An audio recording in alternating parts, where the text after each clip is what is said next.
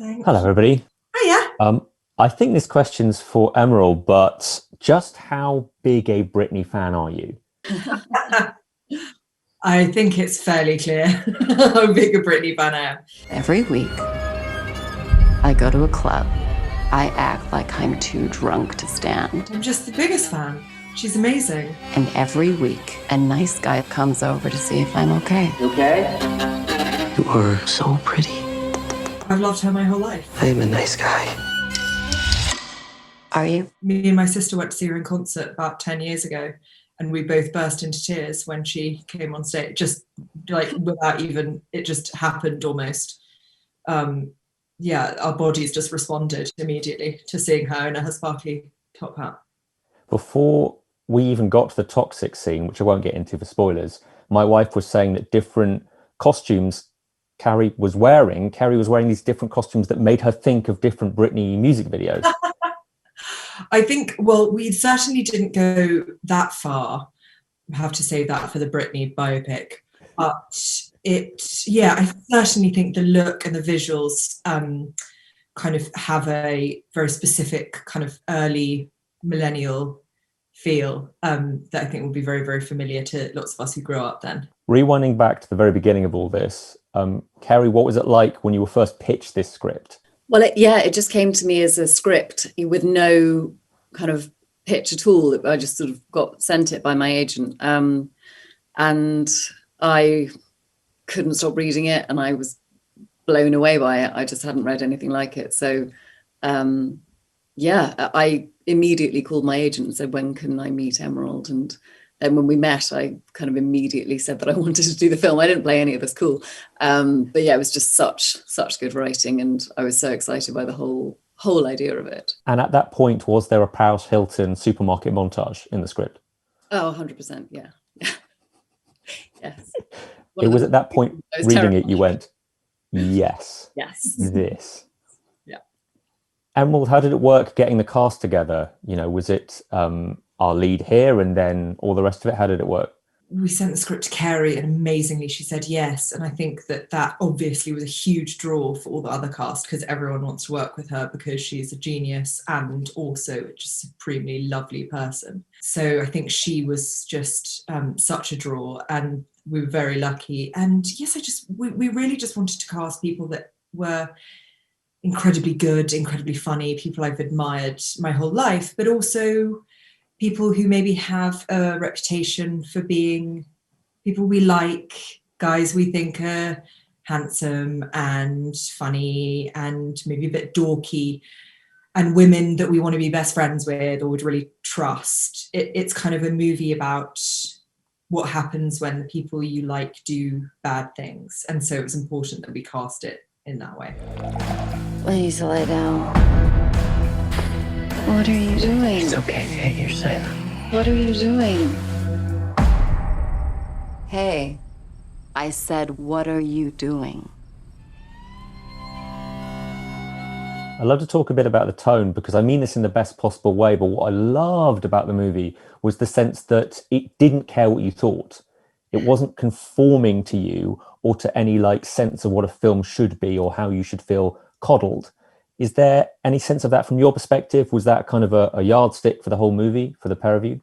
Well, I mean, certainly for me, it was just it's funny you talk about this stuff in retrospect, and you sort of try and assemble kind of how you made something, but really it's sort of, and I'm sure the same for most people, it sort of comes out the way it comes out when you're writing it. And then, you know, we definitely wanted to make it in a very specific way. I think we still have this very fixed idea of how very serious things are tackled.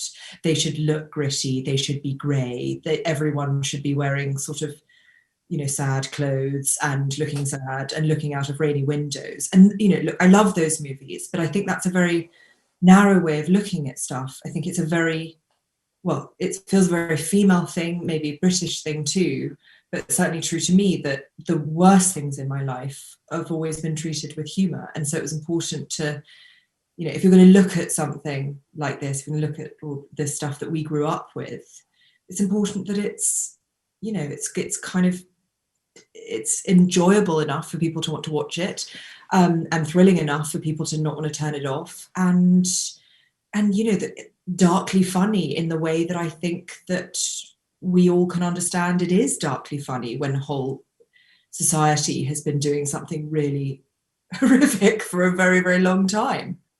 Carey, talking about fun, was there much room for levity on set? Were there moments when you could just break and have a great time, or was there a sense of, we've got 23 days, let's crack on? Oh no, I mean, there was constant levity on set.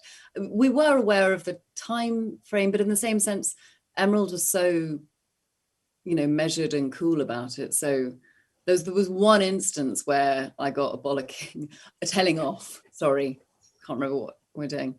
I got a telling off for messing with Bo.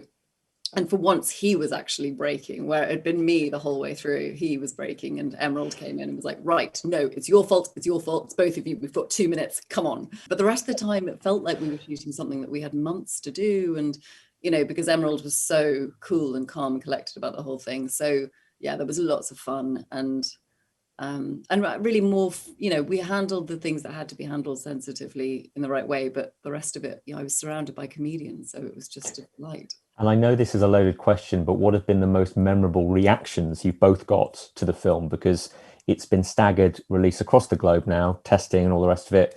What moments stick in your mind when people have said, I think this about the movie?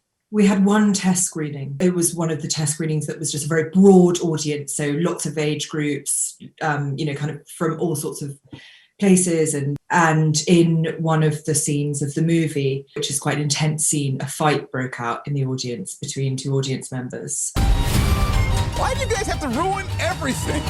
We were kids. If I hear that one more time. Somebody really loved the scene and the other person really didn't love it, and they had a sort of quite loud fight in the middle of the movie, and that was quite memorable. At the time, I just remember thinking, all of the producers and the distributors are here. This film's never going to be seen ever again. But luckily they took it as a good sign, even though it was pretty terrifying for me. I bet you can't top that, Carey. I can't really. I mean, my brother saw it finally, and was absolutely sort of obsessed with the film. Could you talk to me, Carey, about what was on Emerald's mood board when she said, this is the Spotify playlist, these are the tones I'm going for? What was that like, finding about that? Yeah, it just added so much context for the script. It sort of put everything, it made me understand much more where she was going with it. And, even what Emerald was saying earlier about the kind of grey, gritty drama, she was very clear from the beginning that this was not going to be a grey, gritty drama. And the playlist was Britney Spears and Stars Are Blind and all of the majority of the songs that you see in the film. So, and the mood board was I remember an image of Nicole Kidman in To Die For, which is one of my favourite performances ever. And it was all very tactile and inviting and pretty. And so it sort of showed the wit, even though the script is incredibly witty and funny, but there's another layer of kind of dark comedy underneath all of it, with the way that the world would just look so different to the feel of some of those moments. Emerald, I don't have long left, so I'm going to ask you this question. Could you talk to me about the power of the title of this film? It was a really hard film to find a title for, really, because it needed to be so much of what the film is, which is kind of both truthful, but also maybe knowing and slightly ironic and barbed. And Promising Young Woman, I suppose, it's about two promising young women, really. Cassandra and her friend, and, it's the woman that Cassandra is now, but also the woman that she was and the girl that was kind of curtailed. But what's been really interesting is that we're so used to hearing the phrase promising young man. It's just so natural that I have found whenever people abbreviate the movie, which they often do in emails to me or on documents, when we were making it, I would say, a quarter of the time they put PYM. Just naturally. And there's no judgment there at all. I just think it goes to show But even when you're working on a movie, even when this is stuff you've thought deeply about, we just, even linguistically, there's a gap between us thinking promising and woman. So I